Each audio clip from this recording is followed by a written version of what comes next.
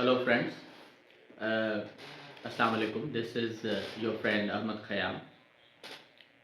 Since long we have been discussing about the subject of world Englishes and its very basic and introductory parts. For example, since we started the first semester of our MS English course and we had the subject of world Englishes, today we are going to introduce the linguistic features of different diaspora of English that are spoken are used throughout the world. That I would also like to introduce the major linguistic features of first diaspora. So coming to the point, first of all, we know that English is the global language, and we know that it is the language of modern day technology, science, epistemology, business, trade, and it has sort of become the lingua franca, or the language of the contact and communication throughout the world. And there is no doubt in that it is going to remain as the language of communication till coming so many years, until there is a shift in the artificial intelligence in which maybe AI is going to challenge the role of English language, because perhaps by then, by 2040 or 2050, there won't be any need of the human passing language, because machines would be able and capable of translating the codings between the languages. By then, till then, rather, we should say that we have linguistic features of English. Now, English as the language started from England, and that there is a huge history that we need not to focus, because you see that if we started developing the introduction of the history of English language, then probably we are going to go back to the German period, where there were the Proto-Germanic languages, and then there was the Celtic, and then from the Celtic we had the Old English, and then after that there was the Norman conquest, and then we had the Norman English, and then after Norman English we had the Middle English, and by the end of 14th and 15th century we had the standard central London dialect, that what we call the modern English today, and that developed it later. You see that Shakespeare wrote the poetry in that language, and then later what we call as the globalized language. So now these are a few earliest phases of English language that we had early discussed, but today we are going to discuss that how these four diaspora of English language got developed and what are their major features. So this is the first part in which we are going to discuss about the introduction of four diasporas. The first diaspora, that is the British Isles. By British Isles we mean that the English that developed in England, Ireland, Wales and Scotland.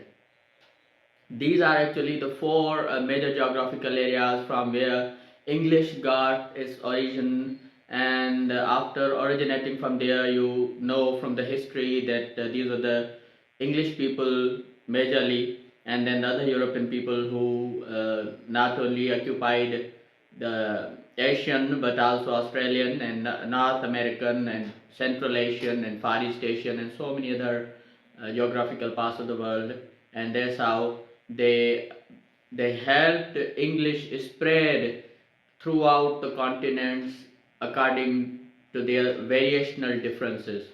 So now this is what we call the first diaspora. The first diaspora relates to the people who actually originated English as language. Then we have second diaspora. Second diaspora is actually what we call the settler colonization. Now there are two types of colonizations. One is called the settler colonization, the other one is exploitative colonization. What is the difference between settler colonization and exploitative colonization? That when countries or nations colonize other nations or countries, they have two choices: either to stay there and get there settled down, as the British people did with America and Canada and Australia. that they went there, they got there settled, and they had their offspring reared up there in that particular geographic country, or maybe they submerged with the original people who actually stayed there.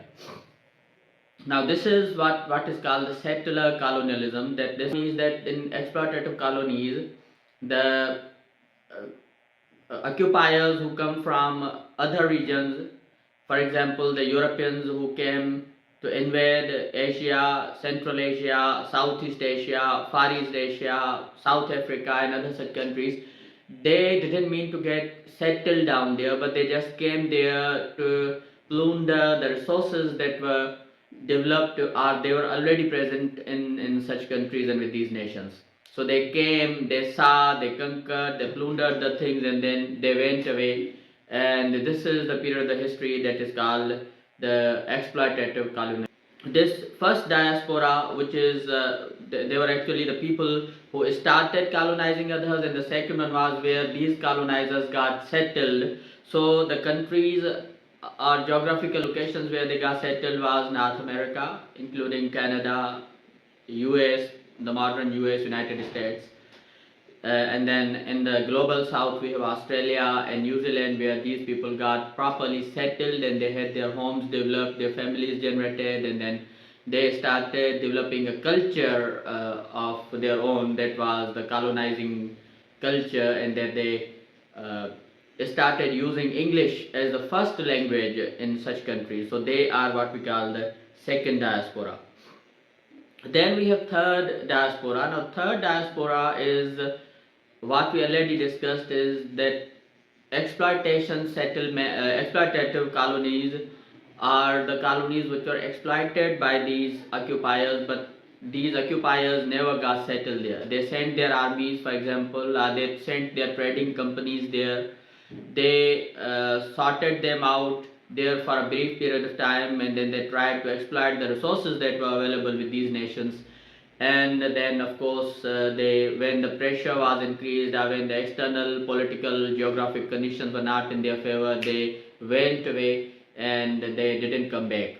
And that's how they didn't start English as the medium of communication in these countries, but rather they adopted the languages or the pidgins that were used by the local people or localized people, and then they, accepted them for a brief period of time so that they could exploit the more, but rather the most of the things that were either productible or that were produced by the people in those specific areas.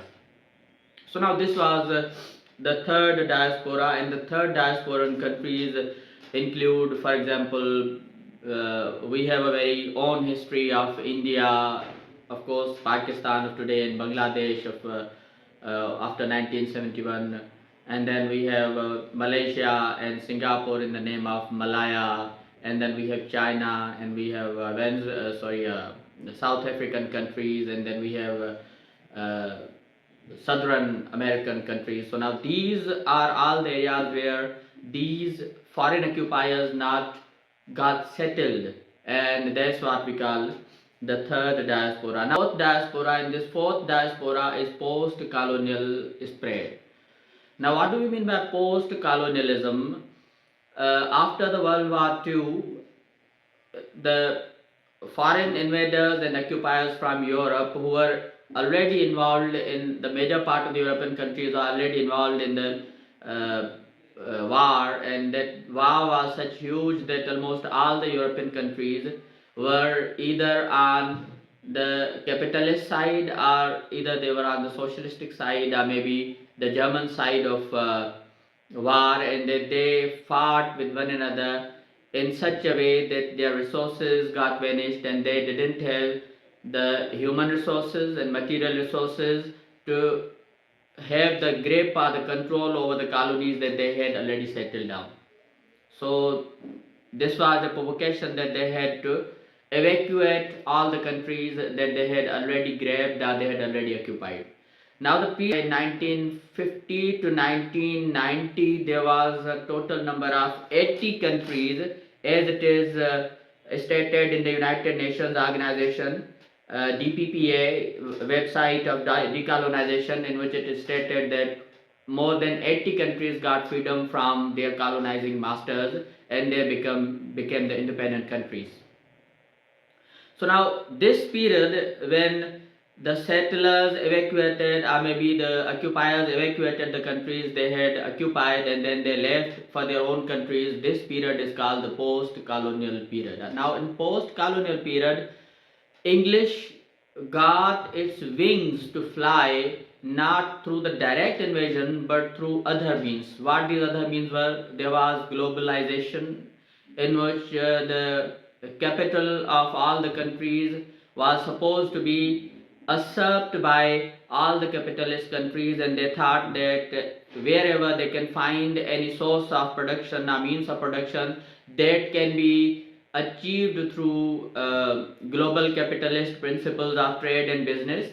And then global trade and business was itself a very major feature in which English got to develop, and then there were epistemological and academic purposes through which English got developed, and then there was science, technology, research through which English got developed, and the fifth feature was media through which English got its boost. And then during this period of the fourth diaspora, English language became a global lingua franca in which all the countries, including United Nations, including other global bodies such as the World Bank, financial bodies, Asian Development Bank, and so many other business and media houses started using English as a tool for communication between nations, and that's how English became the lingua franca of the world.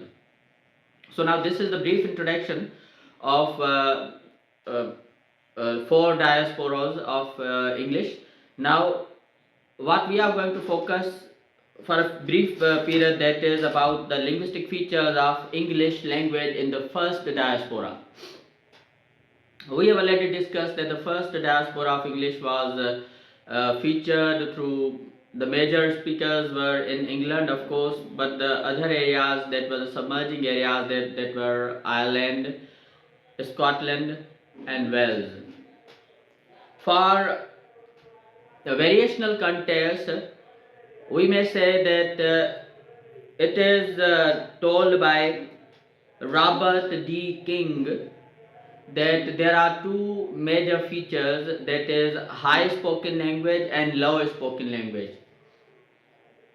Till 5th and 6th century, Irish had its own roots and Welsh had its own roots, and till 12th and 13th century, Scottish language had their own roots, and they were to be widely spoken with their common use in the everyday life.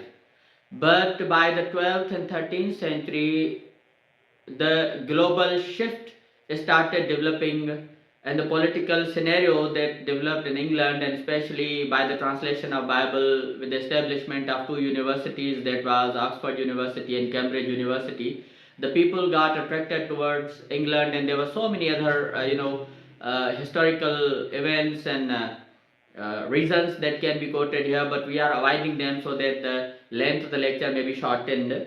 But by the 19th century, these high spoken language of Irish, Welsh, and Scottish, they got replaced as low spoken language, and now the highest spoken language was English language by the end of 19th century. So Irish and Welsh were already replaced by English by the 19th century, as Robert D. King says, and there were very minute differences. Now Irish and Welsh are spoken, but there is only a very limited population that speaks Irish and Welsh, but there is a huge shift in the speakers, that because they are the low spoken languages and the high spoken language is English in such countries. Another language that was Scottish. Now Scottish language was one that was not completely replaced as Irish or Welsh, but it was modified as a dialect that is called the Scottish English by 1570. Since Scottish English became the language another dialect of English, because two languages, Scottish and English, were getting merged. This is called the conversional development of language. There are two types of language development. There is a diversional development, in which a language breaks and produces two or more than two dialects of a language, and then there is a conversional development of a language, in which two different languages join together to make a single language. So this is what happened, that the conversion of Scottish and English language occurred by 1570s. There were so many reasons to say that we cannot count here, we can read them, but then they produced a single dialect of English language that is called the Scottish English. And we have the so many characteristics of this. For example, there are phonological varieties or characteristics of Scottish English. For example, there is what is called the rhoticity retention. Now, rhoticity is something when you soften the sound of a letter or some phoneme. For example, when we say ka in the word car, we usually pronounce as car, but in Scottish English it would be ka. We don't have the pronunciation of the sound R. So this is what we call the rhoticity sound, and this is very common in Scottish English. And then we have another feature, that is this is told by Fiona Douglas. Fiona Douglas found out that R that is followed by any vowel sound is usually not pronounced, and it is softened, and this is what we call the rhoticity retention of R sound. Then we have pronouncing X sound in CH. For example, the word is loch, L-O-C-H, loch. But when the Scottish would pronounce it, it would say loch, loch. It's X, A-C-H, a mixed sound of X, C-H and S-H, and that's how it makes it the loch sound. So this is another phonological variety. And then of course there are shift in the vowels. For example, when they say the word is house in English, normal English, but when Scottish would say, it would shift the second U sound and it would say whose, not house. Variations. Then we have the grammatical variations, in which they use the suffix ie in the nouns. For example, instead of saying wife, they would say wifey, and instead of saying home, they would say homey. Instead of man, they would say many. And this was also identified by Fiona Douglas. And then we have a different uses of definite articles. The definite article is unusually used by them, because we use the definite article in common British English. We use a definite article with a noun that has been repeated, or maybe the noun that we are sure that this is the particular noun we are talking about. But they would use the article with the words like the day, or maybe the country. Sometimes when they are talking about today, they would not say I am fond of you. Till today, they would say I'm fond of you the day. So this is, they just focus on using articles out of the way. And then of course there are some lexical differences. For example, this little finger, what is usually called in English language as cranny, is called the pinky. And because there is a huge influence of English language on Scottish English, that's why majority of the vocabulary has already changed in the favor of English language, but then they do have their own linguistic capabilities. So this was the first diaspora of English language.